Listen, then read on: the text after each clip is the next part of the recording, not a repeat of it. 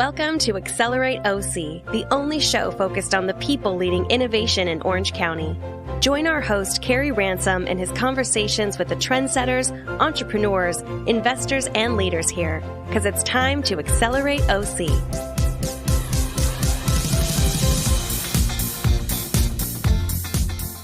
Good morning. Welcome to Accelerate OC. This is Kerry Ransom, and today's episode is sponsored by OC4 Venture Studio, which is a new tech startup, company building platform, and community here in Southern California.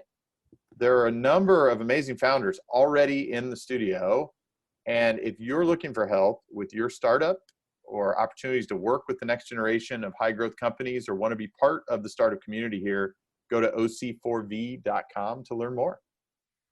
I'm excited to finally have my friend Neal Bloom with me on the Accelerate show today.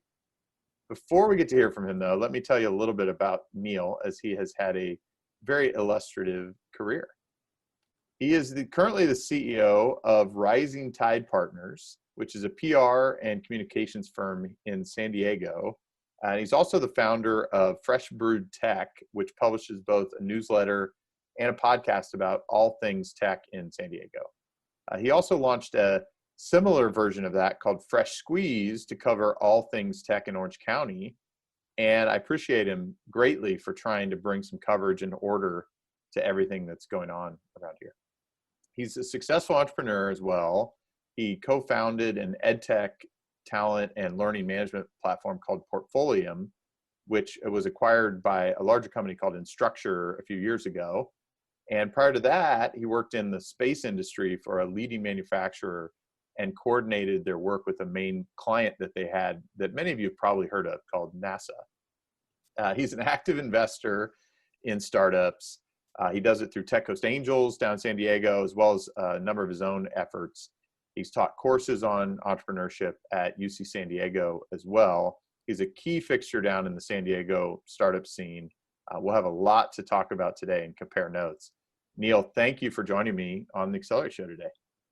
Thanks for having me on, Kerry. Absolutely. So let's get to the starting line. I gave a brief intro to your background. On your LinkedIn profile, you talk about being an entrepreneur, an investor, and a community builder. How do you manage to do all of those things at the same time?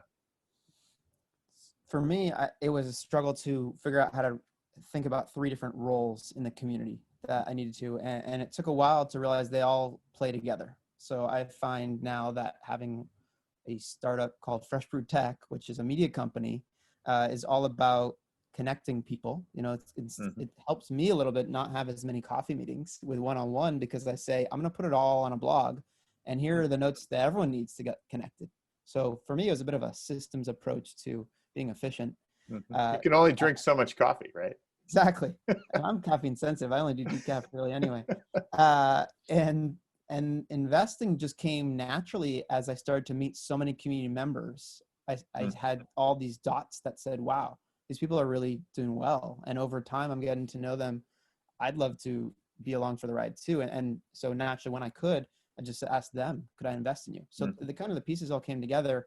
And now the three of them are a bit of a triad for everything I want to be doing in the community. That's very cool. And I can definitely relate on all those levels. So as you think about San Diego, I think you've been sort of in San Diego and out of San Diego a few times, but have been back now for several years. What is the big change that you've seen in the last few years that really encourages you about the future? So this time around, I've been in San Diego 7 years. When I came to San Diego 7 years ago, it was to start a company, and we got into EvoNexus, the incubator. And right at that exact moment, it was kind of a pivotal moment where we started to have some density around early startup founders, not just saying, I want to start my own company, but I want community around it too. And along came some resources to surround that. So Startup Week and Startup San Diego started right around that time, 7 years ago. And it was to kind of wrap around the community of entrepreneurs and say, hey, we're better together. I think what has started to rise over the last 3 years is that all the different resources in town said, we're now better together too. See, the entrepreneurs felt that before, but the resources all said, oh, come to me I have everything you need. And it's not true. Every resource, every organization is usually good at a specific piece of the entrepreneur's journey. And a few years ago, all the resources said, let's plot ourselves on a graph and show what we're good at and show that we're a bridge from one resource to the next. So that has really helped. That's helped in a few ways. It's helped entrepreneurs streamline their time and intention, right? If you are just starting in your ideation, you should not be meeting with VCs yet and pitching them. And so therefore you shouldn't be going to the later stage organizations that say, we'll connect you to VCs. What you need to be doing is working on, ideation and validation, finding your co-founder, maybe your first hire, some friends and family money. And there's a bunch of resources that are good at that, right? Incubators and whatnot. So I think figuring out the process, the map, was really helpful. And almost think about it as a funnel system now. We now realize, okay, as entrepreneurs move through this funnel, we need to make sure we're refilling the top as well too.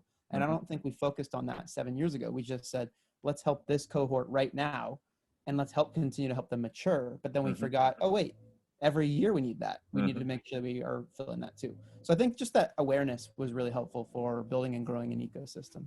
So great jumping off point. I've got so many follow-up questions to that. So first one, you talked about, you mentioned EvoNexus, 7 years ago, and San Diego Startup Week.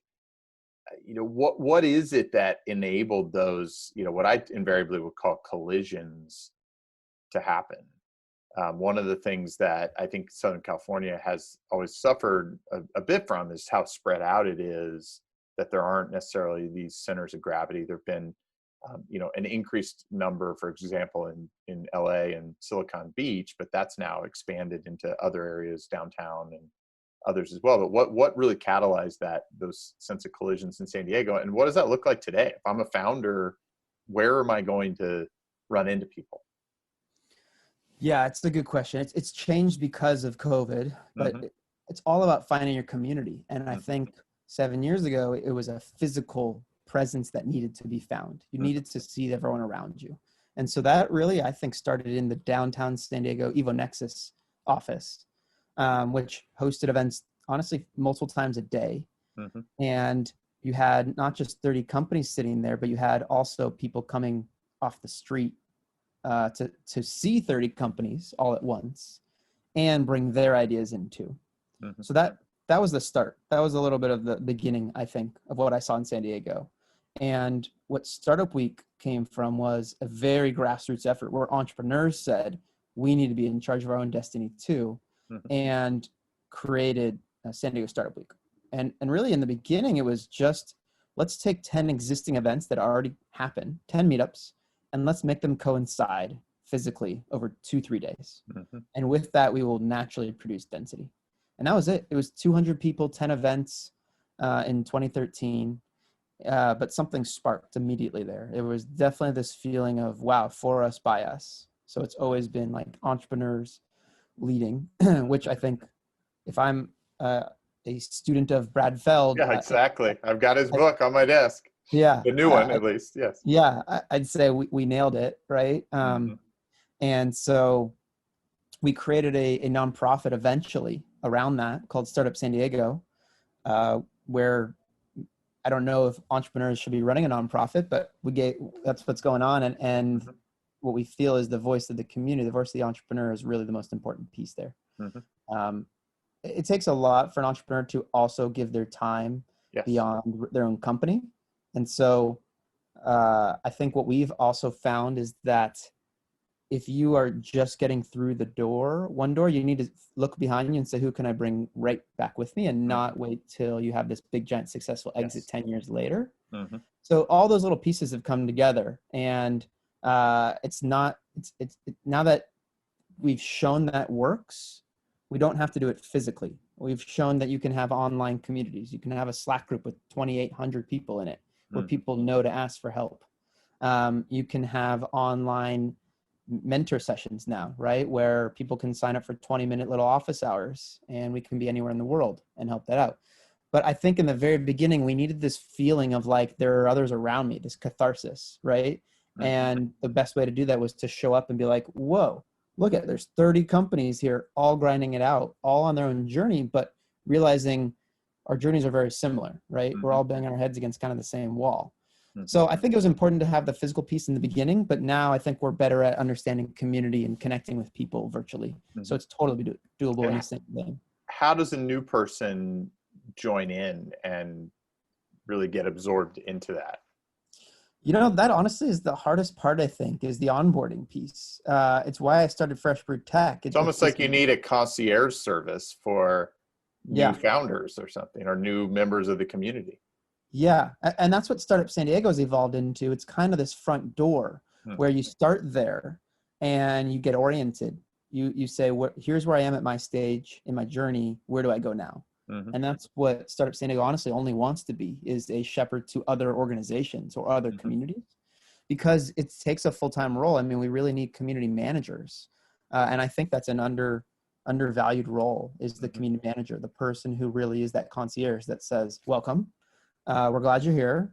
What do you need help with? Or you don't know what you need help with? Okay, just tell us where you're at. Great, we'll help assess you, and then we'll show you what's available. Okay, and also here's what you can do to help and give back to the community too. That's the other piece of the loop as well. So yeah, I think that role is very much needed and valued as in ecosystems. So much good stuff here. So the notion that I go through this door, how do I help bring some people right behind me through that door as well? How have you found that sort of sense and that community mentality? How have you found that work to really indoctrinate that element? Because I agree with you. Most founders, they feel like the world's telling me I have to stay heads down, I have to stay focused, I have to do everything on my venture to have a chance to succeed. And I think you and I are kindred spirits in that we both believe you're going to build a better company over time by being out in the community and participating and contributing while you're building. That to me is the mark of a true leader, that you can do it simultaneously. How do you change that culture? Because I talk to founders a lot who that's just not intuitive at all. So any thoughts there? Yeah, I think the experienced entrepreneurs who've done it 3-4 times, I think for them, they very much value talent in a certain regard. And so when you become aware and say any person is a potential hire, I think that's the way you kind of have learned to sell it for an entrepreneur. But that's not the first place I saw entrepreneurs doing it. The first place I've seen it is they actually help their investors. So a lot of times you'll see an entrepreneur who will make an introduction to an existing investor to another entrepreneur he or she met, right? For whatever reason, they feel the carrot is dangled there enough to say, I want to help my investor find other entrepreneurs because that'll be good for everyone. And so that's a good place to start, is say, great, like you got funded by an investor, like help the person who hasn't yet, right? And you see entrepreneurs do that. The next step is when you start having entrepreneurs hitting certain inflection points, meaning I'm getting some acquisition calls, M&A. I need to talk to an entrepreneur who's done it before. And, other entrepreneurs will then say, oh, I know someone who just got acquired, let me introduce you to him or her. So those are little pieces that you see naturally happen, but you still have to provide a force function to a certain group of people and say, here's why it's important for you to continuously do that. Not just wait for when you have a need, but here's why it's going to come back to you. And so, yeah, I think there's still a lot of education around here's why it's important to a lot of first-time founders to do it. But I think the people who are at company 4 and 5, like I said, they're already doing this because someone did it for them. Sure. But yeah, it's a little tough to go out and kind of evangelize and say, here's why you need to help. You really want them to say, I want to help, right? That's right. It's more natural. So I think if you can show and tell stories about when it's been successful for someone, people will get that spark and be like, oh, you're right. Like I got an Evo Nexus. What if I didn't? Let me go ask Evo and say, hey, can I go and talk to 2-3 companies that didn't make it through and help them get in? Because once that company is sitting alongside you, you have no idea what you're going to gain from them, right? You're going to spend the next 2 years together in the same space. Why wouldn't you want to help make sure that person can also help your own company, help you, and you can learn from each other? So I think there's just kind of a bigger awareness. You have to realize you're not the center of the orbit a little bit, right? We're all better if we populate our community with the people that are valuable for us. That's right. We just have to continue to tell the stories of why it's important and how it actually is helpful, not just, oh, it'd be good for you to do. That's a great point. So as you think about, you mentioned talent, right? This notion of anybody is potentially a node or a great relationship to cultivate, or potentially a collaborator or partner or member of your team. As you think about, I just published something the other day that shows you have more people now working in large companies than 25 years ago. It's like almost 40% of the population is working for companies over 10,000 employees. So that's where a lot of the talent is. How do you think about getting them engaged in the startup community, being curious? Those are the ones that in theory have the stable jobs and are just kind of doing, in many respects, the same things day in and day out, year in and year out. As you know, nothing's as stable as it appears, or things are stable until they're not stable. And how do you get those folks to show a level of curiosity and engagement in what's happening outside of the various ivory towers that they're in? Yeah, it's a deep question. And I think there's a few pools there, or potential points. There's talent who's working at big enterprise companies that could be talent at startups and could be entrepreneurs themselves too. That's right. They could be both, right? And and certain people need different kinds of, what's the right word? They need like certain kind of validation maybe they need to go work at a startup first before they start their own. But the biggest feeling is what they need comfortability in knowing that there is, like, you can have a good life in a startup world comparably to your enterprise life. It'll be different, but something needs to give you a push or a kick off the ledge. And every person has different risk profiles. So we can't say, here's the one thing to do. We need to look at different paintbrush strokes and say, okay, for a certain group of people, what you need to do is meet people who have made the jump, right? You need to meet either colleagues who've done it. For other people, they need to be shown, here's your value. So you worked at a big, giant company. Here are the values that brings to a startup. You know how to write a playbook. You know how to be a systems thinker. You know how to train and manage people in a really well onboarding process. This is why you're so important to a startup, which is a little bit of chaos until you can get some order to things, right? So I think we need to just describe and show success stories of here's the value of someone at enterprise that goes to startup. That was me. I was working at a 300,000 person engineering company called United Technologies. But I also knew that I needed a little more chaos, a little more disorder for me to thrive in. And it was too ordered, and I didn't find a startup community immediately. I started my company first and then started to look around and say, are there anyone else like me? Because there's no one like me here at this company. That's for sure.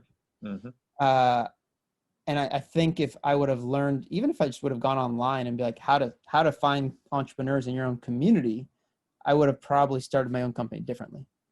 So yeah, I think there's a thought that bringing enterprise level talent into the community and saying, here's why you're important. Here's why we need you. And Evo Nexus actually does this pretty well in bringing kind of VPs into the review process of their incubator. And I know you've got that too with OC4, where you've got, people who've come from really large companies who come as advisors. And I think that's a good starting point, right? And say, hey, here's why we specifically want you. You've got knowledge of this industry. Can you advise this company? But very specifically, not help the entrepreneur because you may not know how. It's more help the skill set piece that this entrepreneur is missing, right? Either BD for an engineer or sales, that kind of stuff. Sure. I think the skill set piece is something we can definitely pull people into. But there's also an awareness that says, hey, we need to tell the right stories that say, here's why it's okay to move around and go to different size companies. You don't have to only work at big companies. We can start small and build that small company into a big company, you Mhm. know? So I don't know. It's different for every person. A lot of people are just looking for different things. Some great points in there. So we met as you started to adventure north into Orange County. What was that? A couple years ago, Yeah. and you've now been banging around here a little bit, comparing, contrasting to San Diego. What have you learned in that couple years about the similarities, the differences, the opportunities from your perspective? So I ventured north to understand what's another community like compared to what I've been doing for 5 years in San Mm-hmm. Diego. I really wanted to compare notes. I really wanted a feeling of catharsis, are other people doing this, um, and just get energized with other people like-minded like me. And so, yeah, so I just started calling up and saying, what's going on in Orange County? Starting to meet both entrepreneurs, investors, organizations. And it's been really interesting comparing the two communities. It's driven me to now meet a lot of other communities because I'm like, wow, they're doing it differently and they're doing it similarly. Like I got to see how others are doing it too. Mm-hmm.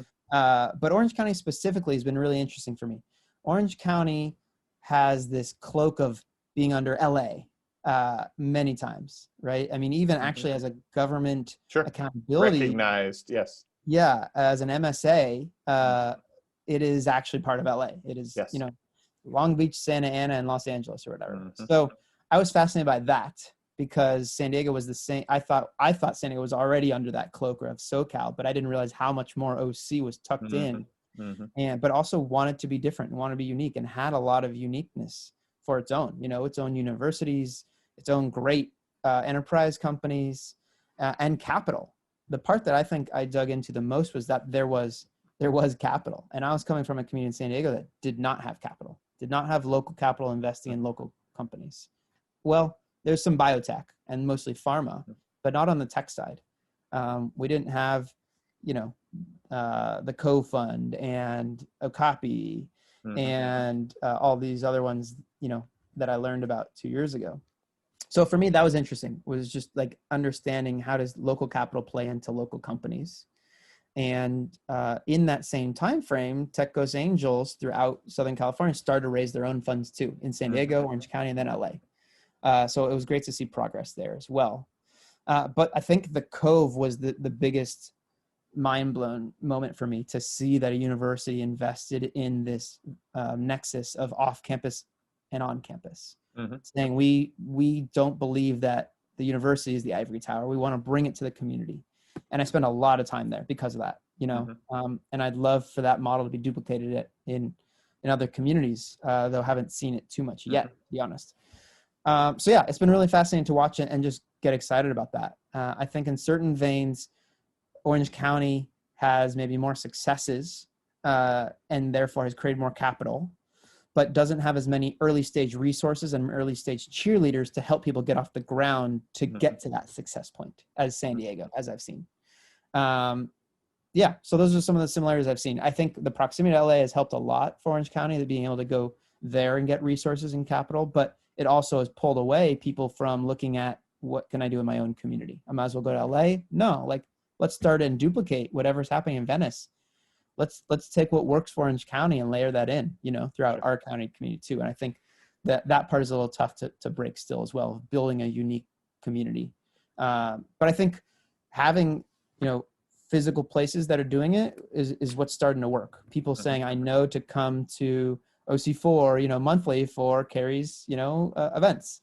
Those are, I think, things that are starting to work and build density, because you just need awareness of saying, other people around me as well too. That's right. So, and I mean, it's been interesting during COVID to see the number of people that have somewhat turned over their shoulder to look in their backyard a little bit. Yeah. Where, what I've realized here, and I think this is a big Southern California reality, is that you have so many people in Southern California that have a global perspective on things, because this is a gateway. I mean, to whether it's Asia or South America, or other parts of the world, this area of the U.S. is just a gateway, and there is just so much diversity.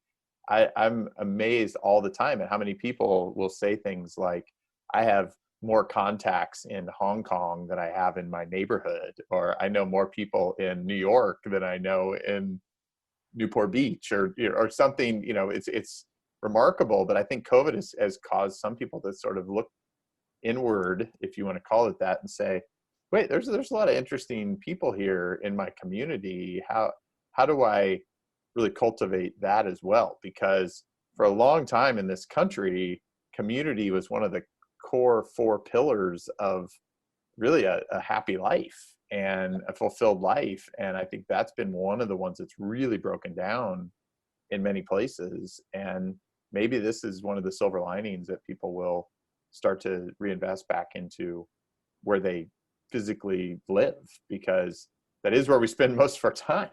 Yeah, absolutely agree. I mean, I think before, because of conferences being around the country and ease of hopping on a plane, our community and our own industry was at conferences, and it didn't matter. And I completely agree. I think people are very much saying what's right around me. And Orange County being like the 6th largest county in the country. Yeah, we'd be a top 20 MSA if we were our own. Yep. Our GDP, Orange County's GDP is, at least in the most recent couple of years, is just slightly larger than San Diego. And almost identical, but I think that cloud, or that cover that you mentioned is absolutely a factor in the missing identity that, we're starting to think about. How do we at least create there is this SoCal region that I think is a big thing for us all to be tied together around, but each element of it, as you've spent time in those communities, and I have as well, that those I think stitched together, but also uniquely have great individual opportunities too. Right. Totally agree. They play together really well. Orange County, being so populated, has so many industries represented, right? In companies there. You get the standard question, like, what is Orange County's startup communities known for? All of them. It's literally one of everything. Yeah. I mean, people come to me, they'll say, well, like, are there any other people doing this? And before they even finish, I'll say yes, because I guarantee you there's somebody here doing it, whatever it is. Yeah. And it actually is an interesting blend from LA to have some of the B2C that you don't see in a lot of other communities. The gaming, right? And even the consumer finance, right? With Acorns and stuff like that. It's actually a really great blend. And that means that there's a lot of talent working at those companies, which means that talent can spin off to start something new, you hope, and build density in that every little industry. So yeah, no, I've been really excited. I spent 1 to 2 days a week last year in 2019 in Orange County. I committed to every week being an OC. And I miss it, honestly, being up there. I miss sitting in the Cove or Evo, and even would love to come spend more time at OC4, just because, it's just nice to be in another community where people are starting to realize we got something here. It's early. Let's lean in. Let's start building. And I love that phase of community building. Yeah, I love it. Well, we're both committed. Let's go, a little deeper. We're both committed. I mean, what is it? You mentioned, you love that early phase, but that idea of inviting others into the fold, even drawing attention to them. I mean, you do it through your podcast, through your newsletter. I'm trying to do some of the same, where often I'm outreaching to a founder and saying, I think you have a great story.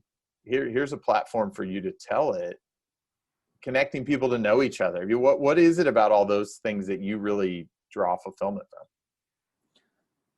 I love ambitious people who are acting like owners of their own domain. And I love evangelizing them because of that, and not getting in their way, but saying, let me elevate you and make sure that I'm not the only one who sees you. So that's what Fresh Squeezed Tech's all about, is aggregation, right?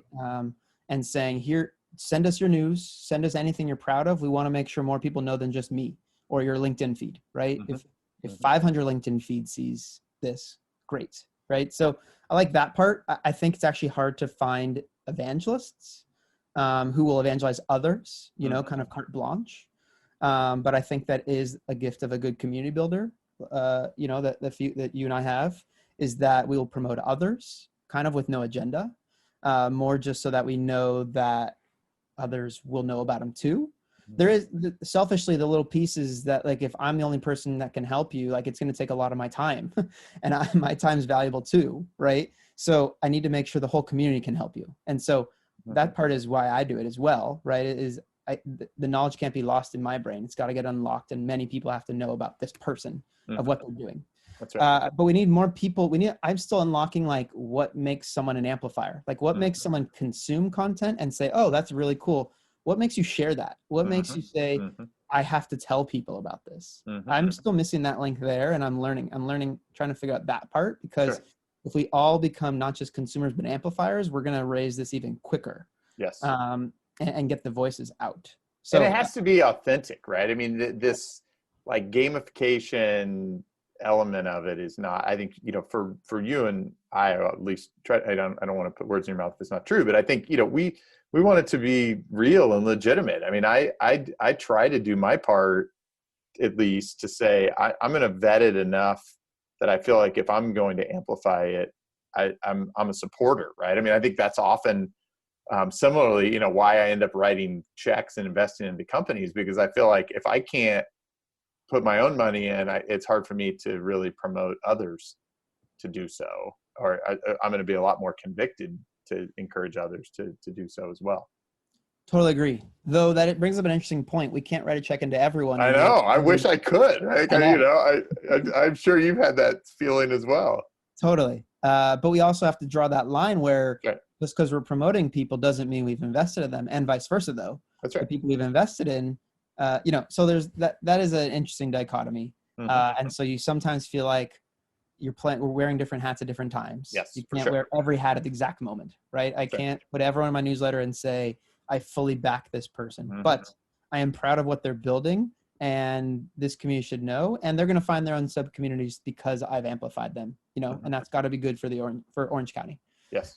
So yeah, I believe in that piece for sure. What I think the investing part's what's interesting is it kind of came backwards for me. I was spending so much time amplifying people and getting to know people through like events I was hosting.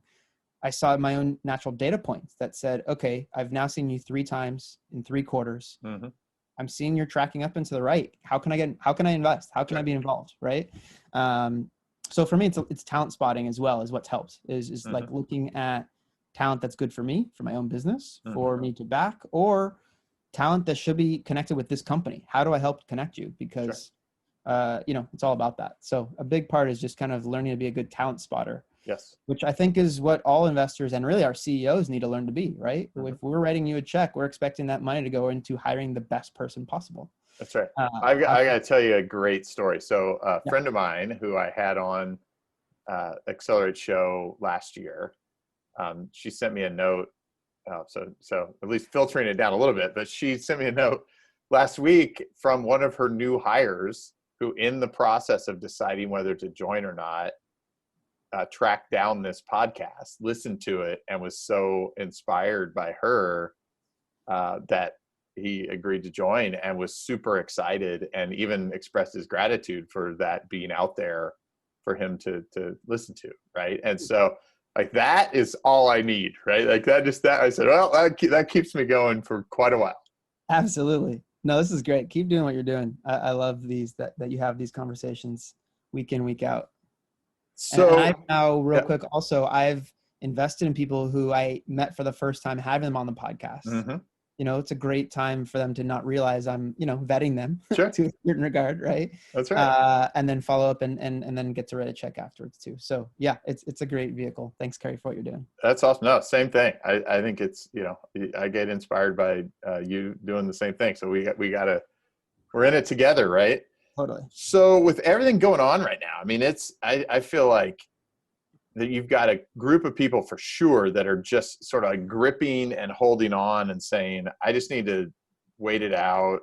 So much uncertainty, whether it's economy, their job, we've got these uncertain political environments.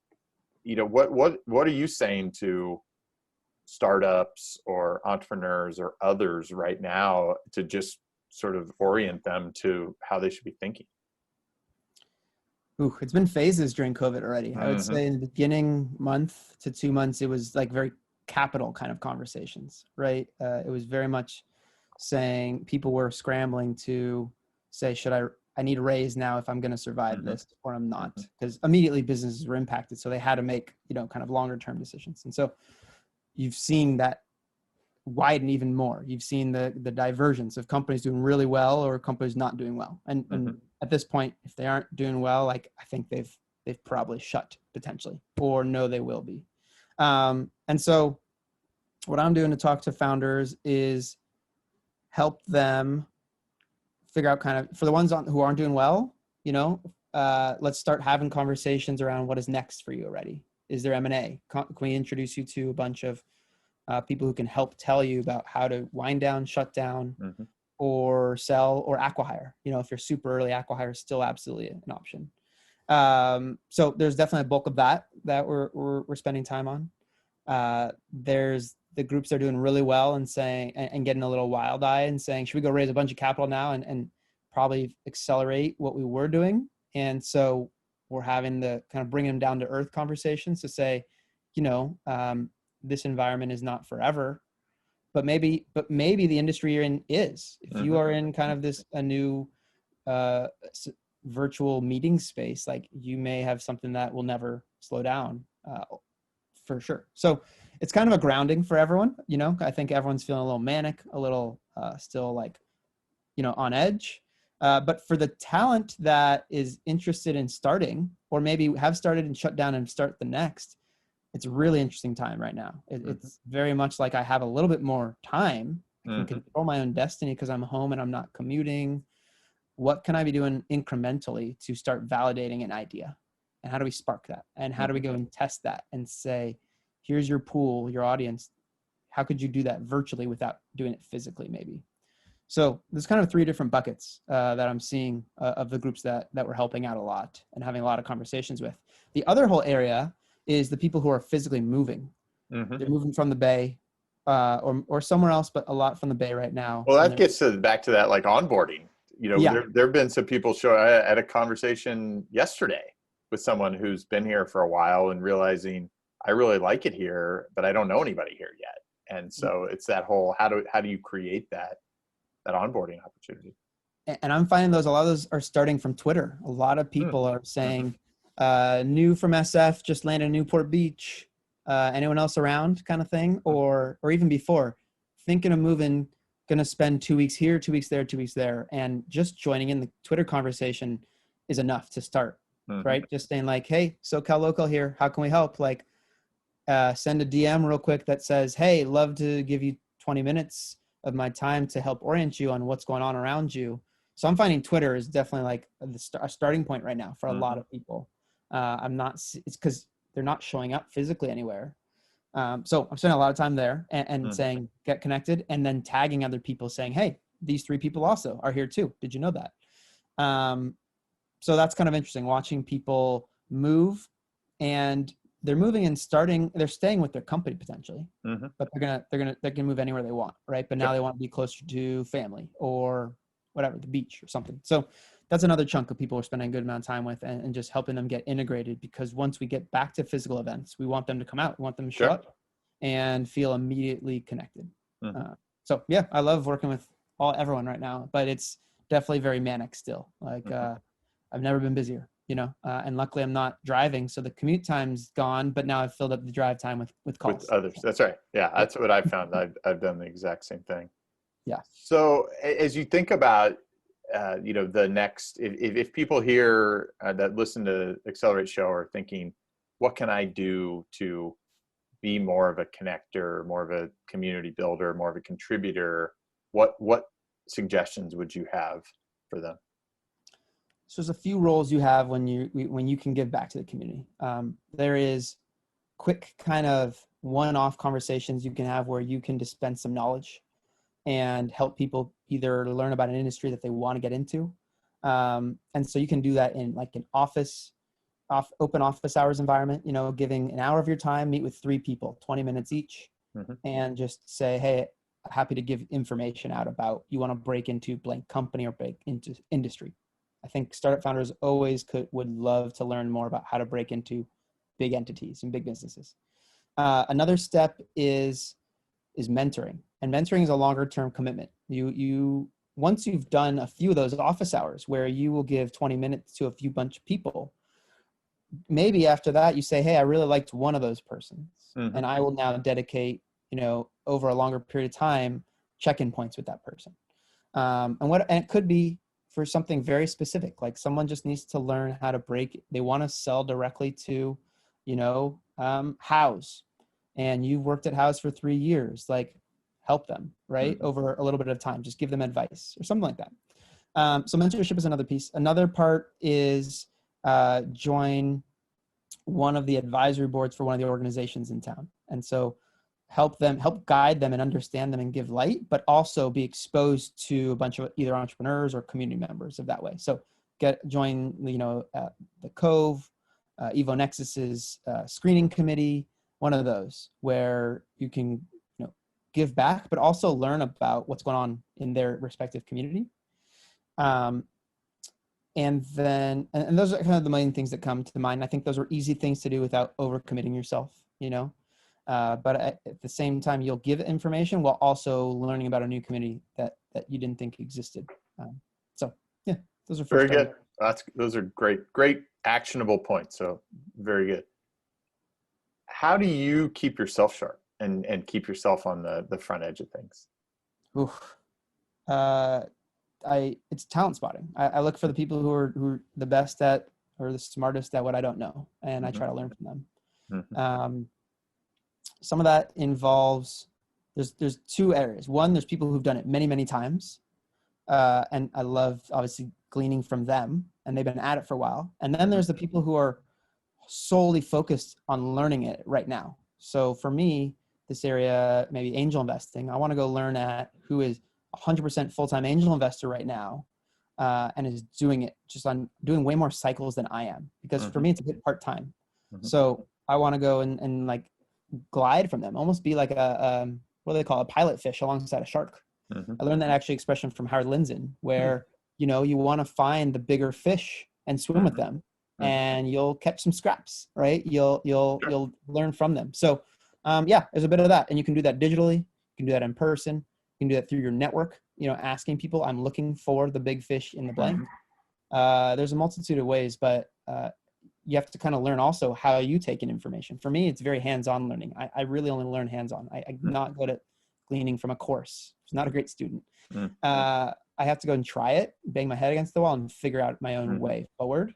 So that usually involves like trying pieces of it and learning who's doing this really well every day in, day out. So that works for me.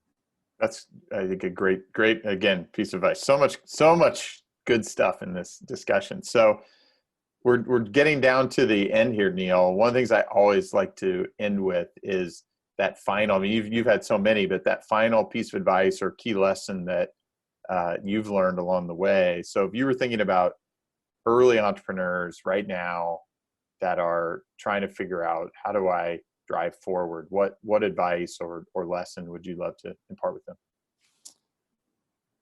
We are all victims of like perfection. We all wait to start. And that could be starting up the whole company or starting a new initiative or starting a new conversation with someone. We just got to jump and start it. We just got to try. You just got to put your toe in the water and see that it isn't fire. And that goes for everything. We're very much just as humans, like risk adverse, and we'll shy away from things. So there's a great quote that someone said last year at Startup San Diego Startup Week that said, you don't have to be great to start, but you have to start to be great. And I love that. Like, I just got chills even hearing it again. Like, yes. You just got to try. And whatever that means, that could be in anything you're doing. But if you were waiting to have that conversation with someone because you want to have like a product to show, don't. Tell them about your idea. Just start pitching. Just start talking about it. And your pitch will iterate so many times. It goes the same with not just entrepreneurs. I think investing too. I think we could be spurring up a whole new generation of angel investors right now who could be writing $1,000 checks way sooner than they think they could. Not everyone has 10, 25K checks that they can write, but how could you learn to be an angel investor by just writing a few $1,000? Just try it and determine, what do you look for in companies? It actually might help you pitch investors to be on the other side, right? Learn that side. So just get started, in everything we're doing. today is the best day to start it. That's for sure. Yes. So good. So good. Thank you so much, Neal, for finally joining. We're going to have to do this as a regular recurring segment. Maybe we do a crossover or something. And I'd love that. I think there's just so much about this journey. And, I may steal that triad of entrepreneur, investor, community builder, because those are really the pillars that I think I also tend to really, lean on day to day.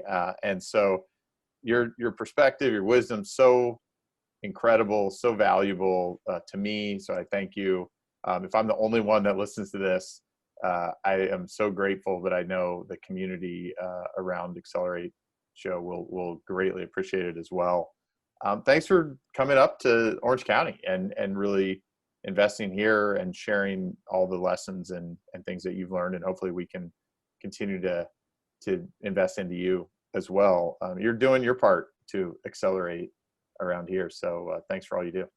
Thanks, Kerry. No, I think it's on us to find more people like us in other communities, but also in our own cities. Like we have to find early ecosystem entrepreneurs, as I'm calling it, right? Yes. People who don't just want to build companies, want to build community. That's right. So let's keep sharing notes on that. Let's find the next leaders. Let's empower them. Let's bring them on the show, and it takes a village. So if we're going to be building that village, we might as well build it with people we want to work with. So I appreciate everything you're doing and love to be building alongside you as well. Awesome. We'll talk soon. Thanks, Kerry. You've just listened to Accelerate OC. Join our live recordings every Tuesday morning at accelerateoc.com or listen, like, and share anytime from your favorite podcast spot. Let's accelerate OC together.